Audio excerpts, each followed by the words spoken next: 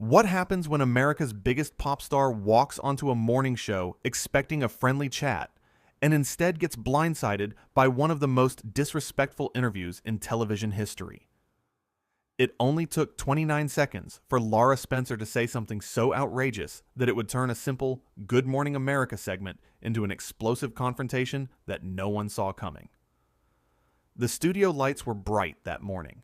The Good Morning America set was buzzing with its usual energy.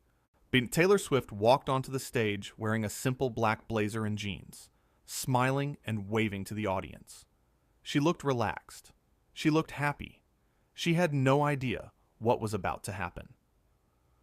Lara Spencer sat across from her, flanked by her co-hosts, Michael Strawn and Robin Roberts. George Stephanopoulos was at the news desk nearby. The cameras started rolling.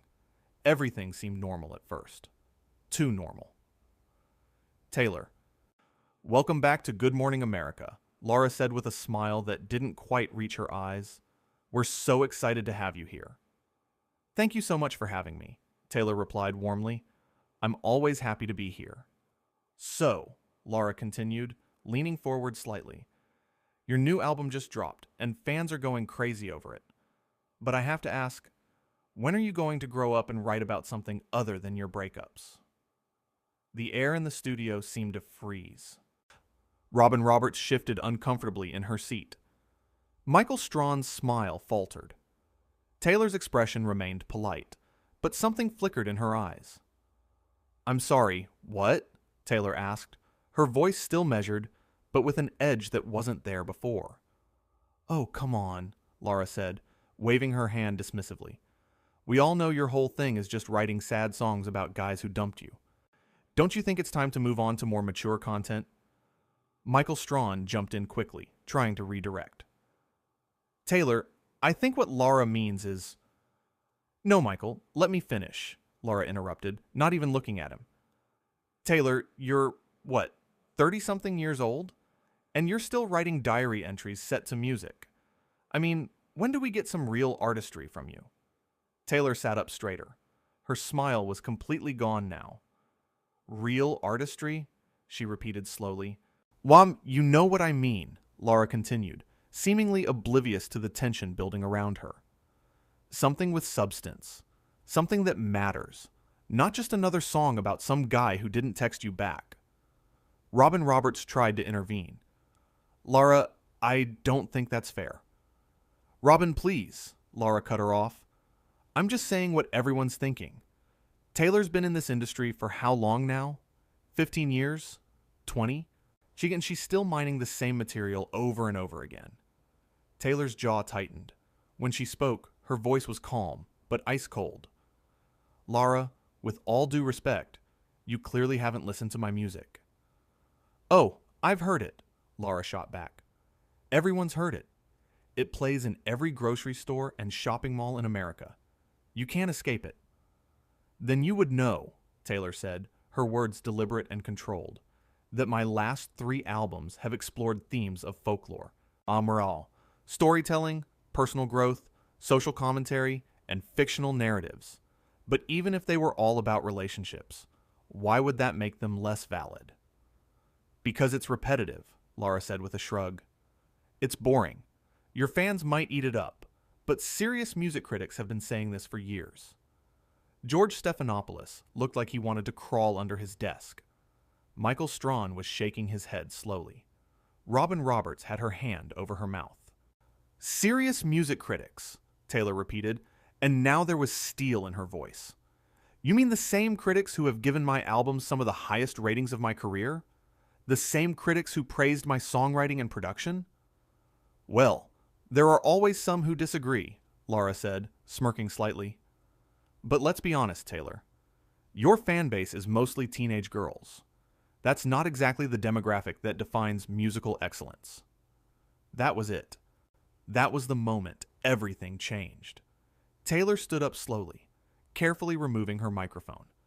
The entire studio went silent. You could have heard a pin drop. I'm sorry, Taylor said, her voice shaking slightly, not with fear, but with controlled anger. Did you just dismiss teenage girls as if their opinions don't matter? Lara blinked, seeming to realize for the first time that she might have gone too far. I didn't mean... No, please. Finish your thought, Taylor interrupted. You were saying that because my fans are mostly young women, their taste in music is somehow less important. Is that right? Taylor, that's not what I said, Lara tried to backtrack. That's exactly what you said, Taylor countered. You just sat there and insulted not only my work, but millions of young women who support me. Women who see themselves in my music. Women who have every right to decide what matters to them. Robin Roberts spoke up, her voice firm. Taylor's absolutely right, Lara. That was completely out of line. Thank you, Robin, Taylor said, her eyes never leaving Lara. I've been in this industry long enough to know when someone is trying to tear me down to make themselves feel important, and I'm not going to sit here and let it happen on national television. Lara's face was turning red. Now wait just a minute. I'm a host on this show, and you're a guest. You don't get to speak to me like that. A host who clearly didn't prepare for this interview, Taylor shot back. A host who thought it would be fun to ambush me with insults instead of asking actual questions about my work. Michael Strawn finally found his voice.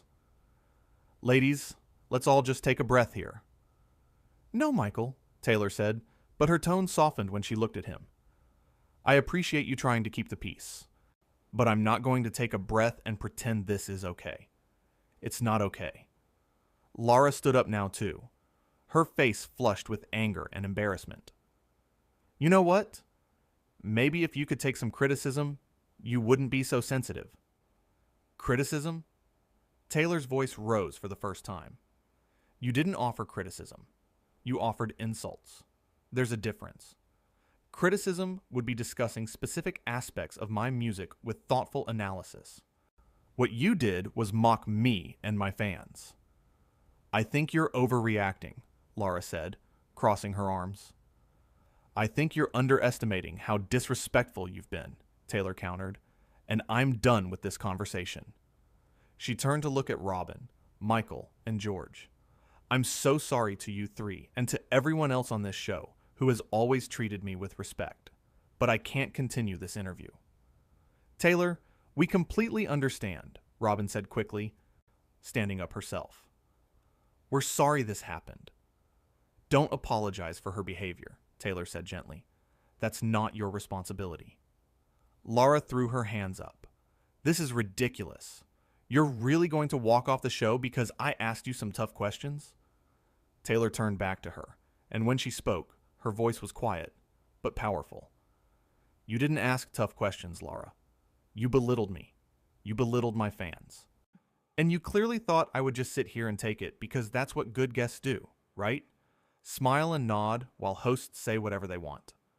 I have every right to ask whatever questions I want, Lara insisted. This is my show. Actually, George Stephanopoulos spoke up for the first time, his voice measured. This is Good Morning America. It's not your show, Lara. And I think we all need to acknowledge that this interview went off the rails. Lara spun to look at George, her mouth open in shock. Are you seriously taking her side? I'm taking the side of professionalism, George replied calmly. And what happened here wasn't professional. The audience, which had been silent this whole time, started murmuring. Some people were nodding in agreement. Others looked uncomfortable. The producers in the control room were probably panicking. Taylor picked up her purse from beside her chair. I came here to talk about my music, my tour, my fans, and the things I care about. I didn't come here to be attacked, and I won't stay somewhere where I'm not respected. Taylor, please, Michael said, standing up and moving toward her. We really are sorry. Can we start over? Maybe without... He glanced at Lara and left the sentence unfinished. Taylor gave him a sad smile. Michael, you're a good person, but I can't stay. Not after this. It wouldn't be right to pretend everything's fine when it's not. You're being a diva, Lara said suddenly, her voice sharp. You know that, right? You're acting like a spoiled celebrity who can't handle a little pushback. The gasps from the audience were audible now. Robin Roberts looked horrified. Michael Strawn closed his eyes like he couldn't believe what he was hearing. Taylor stopped walking and turned around one more time. When she spoke, her voice was deadly calm. A diva would throw a tantrum. A diva would yell and scream and make a scene. I'm simply removing myself from a situation where I'm being disrespected. That's called having self-respect. Maybe you should try it sometime. How dare you? Lara sputtered. How dare I? Taylor's eyebrows shot up. How dare you? You invited me here. You asked me to give up my time to come on your show. And then you used that platform to try to humiliate me. And that's what takes audacity, Lara. Not me standing up for myself. Robin Roberts walked over to Taylor and put a gentle hand on her arm. You're absolutely right to feel this way. And I'm mortified that this happened on our show. Thank you, Robin, Taylor said, her voice softer now. That means a lot coming from you. Lara let out a bitter laugh. Of course you're all defending her. God forbid anyone say anything negative about precious Taylor Swift. Lara. Stop, George said firmly from his desk. Just stop talking. But Lara couldn't stop. It was like watching a car crash in slow motion. This is exactly what's wrong with celebrity culture. Everyone has to walk on eggshells around these people. We can't ask real questions. We can't challenge them. We just have to worship them and tell them how amazing they are. Taylor shook her head slowly. You really don't get it, do you? This isn't about worship or eggshells. This is about basic respect. Something you clearly don't understand.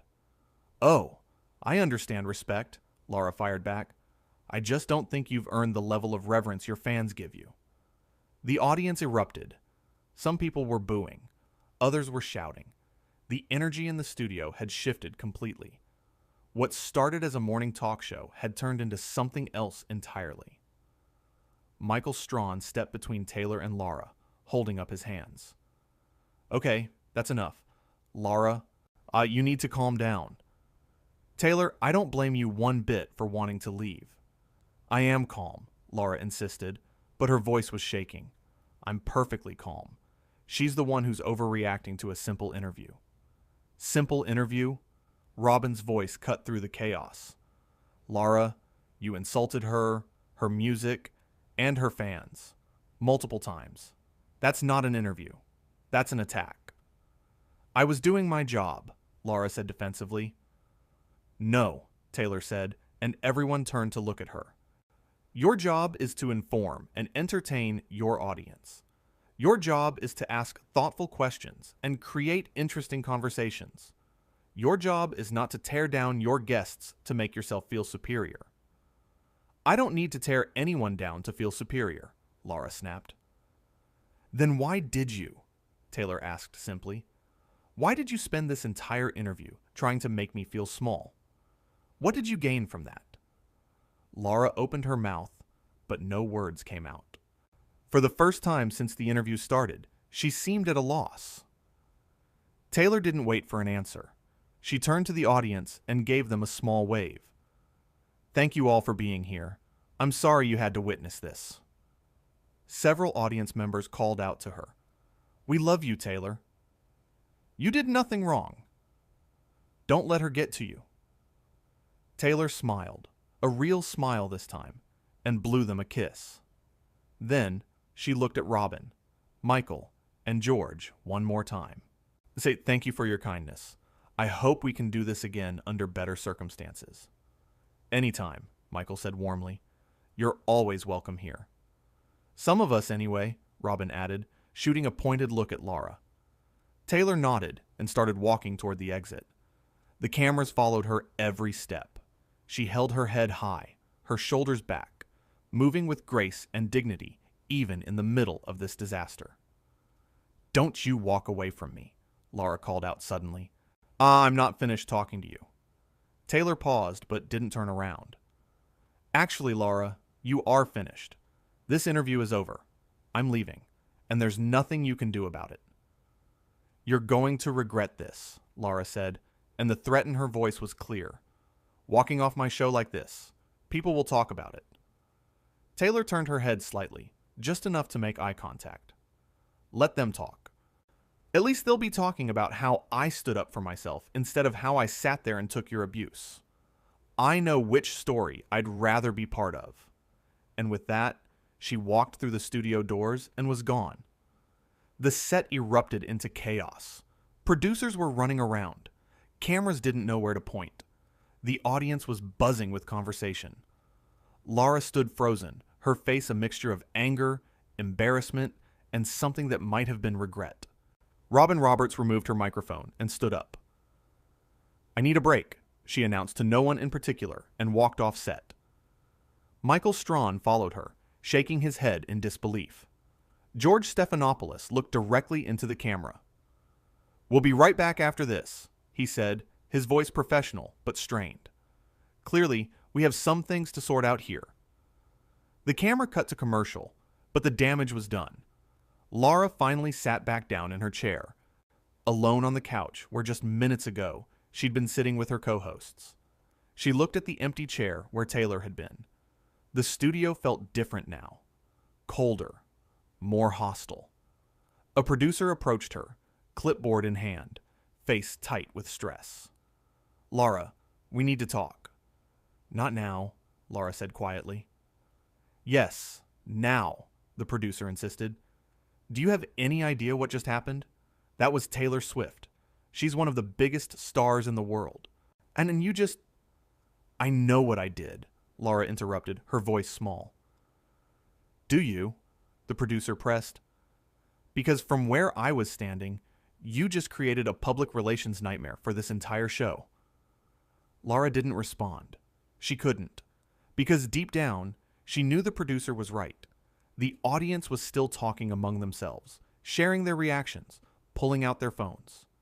In the age of social media, this moment would be everywhere within minutes. Everyone would see what happened. Everyone would have an opinion. And Lara Spencer would be at the center of it all, but not in the way she'd wanted. When the cameras came back on after commercial, Robin and Michael had returned to the set, but they looked different. Stiff, uncomfortable. The easy chemistry that usually characterized Good Morning America was completely gone. George spoke first. "We want to acknowledge what just happened here. Our guest Taylor Swift left the show during what became a very contentious interview. We apologize to Taylor and to our viewers for how that segment unfolded." Lara sat silently, her face pale. "We pride ourselves on creating a welcoming environment for all our guests," Robin added, her voice firm. "And we fell short of that today. We're sorry." Michael nodded in agreement. "We have tremendous respect for Taylor Swift as an artist and as a person. She deserved better than what she got here this morning." Lara finally spoke, her voice barely above a whisper. "I was just trying to ask challenging questions." Robin turned to look at her, and the disappointment in her eyes was evident. "There's a difference between challenging and cruel, Lara. You crossed a line." The rest of the show continued, but the energy never recovered. Every segment felt forced. Every smile felt fake. The viewers at home could feel it. The audience in the studio could feel it. Everyone knew something had fundamentally changed. Taylor Swift's exit from Good Morning America wasn't just a celebrity walking off a talk show. It was a statement. It was a moment where someone said, "Enough is enough." Where someone chose dignity over compliance. Where someone showed that respect is not optional, no matter who you are or what platform you're on. And Lara Spencer, who thought she could bully a guest into submission, learned a hard lesson about consequences. About how treating people badly in front of millions of viewers doesn't make you look tough or edgy. It makes you look small. The thing about moments like these is they reveal character. They show who people really are when the pressure is on. And in this case, the contrast couldn't have been clearer. Taylor Swift walked out with grace, strength, and self-respect intact. She didn't yell. She didn't curse. She didn't stoop to Lara's level. She simply stated her boundaries and left. That's real power. Lara, on the other hand, revealed something else entirely. She revealed someone so insecure in her own position that she felt the need to diminish someone else. Someone so caught up in performing toughness that she forgot about basic human decency. Someone who confused cruelty with journalism. As the show finally came to an end, the co-hosts said their goodbyes to the camera with none of their usual warmth. The credits rolled. The audience filed out, still buzzing about what they'd witnessed. Backstage, Taylor Swift was probably long gone, already on her way to wherever she needed to be next. But her presence still lingered in that studio. Her words still echoed in the minds of everyone who'd been there.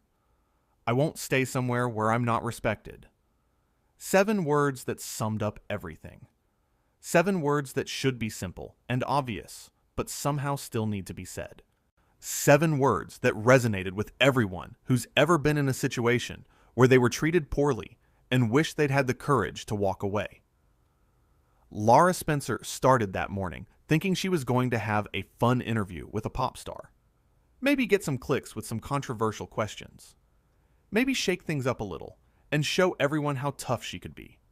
Instead, she ended it having learned one of the most important lessons in broadcasting, maybe in life. You can't build yourself up by tearing others down. You can't earn respect by showing disrespect. And you can't expect people to sit quietly while you insult them, no matter how famous you are or what platform you're on.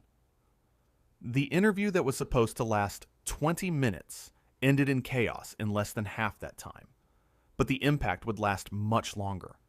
The conversations it sparked, the think pieces it would generate, the discussions about respect and professionalism in media, all of that was just beginning. Because sometimes it takes a dramatic moment to make people pay attention. Sometimes it takes someone walking out to make everyone else wake up and realize that what they're watching isn't entertainment. It's mistreatment. And maybe, just maybe, that's why Taylor Swift's exit from Good Morning America mattered so much. Not because a celebrity got angry and left, but because someone stood up and said, "This isn't okay." Someone drew a line. Someone showed that there are consequences for treating people badly, even on live television, maybe especially on live television. The cameras eventually shut off, the lights dimmed, the studio emptied, but the moment lived on, captured forever, a reminder that respect isn't given, it's required, and those who forget that do so at their own peril. In the hallway outside the studio, Taylor Swift stopped for a moment. Her team surrounded her immediately, but she held up a hand. "I'm okay," she said quietly. "I just need a minute." One of her publicists looked worried. "That was incredible. You handled that perfectly." Taylor shook her head. "I shouldn't have had to handle it at all. Nobody should have to defend themselves like that on live television." Back inside the studio, the aftermath continued to unfold. Producers huddled in corners, phones pressed to their ears. The audience members who remained were still processing what they'd witnessed. Some were recording videos on their phones, capturing their reactions. Others were texting friends and family, trying to describe what had just happened. An intern approached the stage hesitantly. Do we still have the next segment planned? Or... Nobody seemed to have an answer. Lara remained in her chair, watching as the crew scrambled around her. For the first time all morning, she looked uncertain. Small. The confidence that had carried her through the interview had completely evaporated. Robin Roberts returned to the set briefly, but she didn't sit down. Instead, she stood behind the couch, arms crossed. "Lara, I think you owe all of us an explanation. What were you thinking?" "I was trying to ask real questions," Lara said, but her voice lacked conviction. Questions that other interviewers are afraid to ask. "There's a difference between asking hard questions and being cruel," Michael Strawn said, rejoining them. "You know that, right?"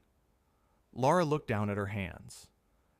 "She just seemed so perfect, so untouchable. I thought, maybe if I pushed back a little, we'd get something authentic."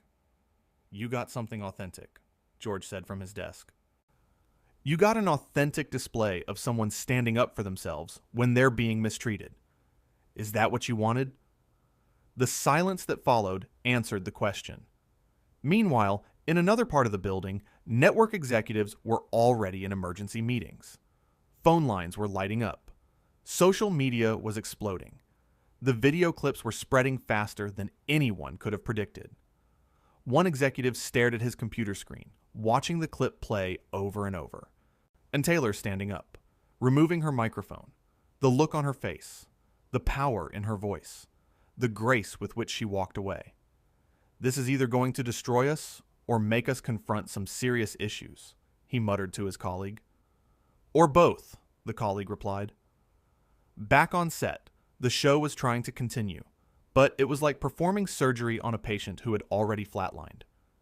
Every segment felt hollow. Every smile felt forced. The hosts were going through the motions, but their hearts weren't in it. During a commercial break, Robin pulled Lara aside. You need to think very carefully about what happens next. This isn't going away. You can't just move on like nothing happened. What do you want me to do? Lara asked, and there was a hint of defensiveness in her voice. Grovel? Apologize? I want you to understand what you did wrong, Robin said firmly. Because right now, I'm not sure you do. Michael joined them, his expression serious. Lara, I've known you for years. I've never seen you treat a guest like that. What happened? Lara opened her mouth to respond, then closed it again. What could she say? That she'd wanted to be provocative? That she'd thought it would make for good television? That somewhere along the way, she'd confused controversy with content? I don't know, she finally admitted, and for the first time, she sounded genuinely lost. The truth was starting to sink in, not just for Lara, but for everyone involved. This wasn't just an awkward interview that would be forgotten by tomorrow. This was a defining moment, the kind of moment that people would remember, the kind of moment that would be studied in journalism classes as an example of what not to do. In her dressing room, Taylor Swift sat quietly, processing everything that had happened. Her phone was blowing up with messages of support. Fellow artists, friends, fans who had somehow already seen clips of the interview. Everyone telling her she did the right thing, but she didn't feel triumphant. She felt sad. Sad that it had come to that. Sad that she'd had to walk away. Sad that in 2026, women were still being dismissed and belittled for doing work that millions of people loved. You okay? Her manager asked gently. Taylor nodded. Yeah, I'm okay. I just wish it hadn't happened at all. You were amazing in there, her manager said. The way you stood up for yourself, and for your fans, for young women everywhere, that mattered. I hope so, Taylor said quietly. I really hope so. As the day wore on, the story continued to grow. News outlets picked it up. Entertainment shows scrambled to cover it. Social media was divided, but the overwhelming majority supported Taylor's decision to leave. The phrase, "I won't stay somewhere where I'm not respected," became a rallying cry. It resonated with people who had been in similar situations, who had wanted to stand up for themselves but didn't know how. Lara Spencer went home that night to an empty apartment. She sat on her couch, staring at nothing. Her phone kept buzzing with notifications, but she couldn't bring herself to look at them. She kept replaying the interview in her mind. The look on Taylor's face when she stood up, the disappointment in Robin's eyes, the way Michael had shaken his head. She'd thought she was being bold, challenging, unafraid to ask tough questions. But watching it back in her memory, she could see it differently now. She could see the cruelty, the dismissiveness. The realization made her feel sick.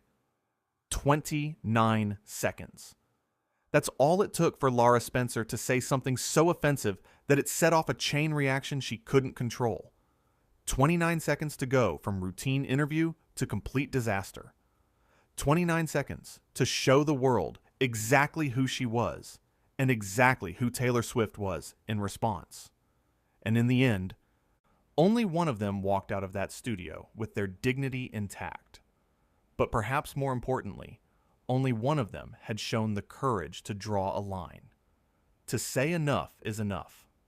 To demonstrate that respect isn't negotiable, no matter the circumstances. And that lesson would echo far beyond the walls of that television studio, reaching people who needed to hear it most.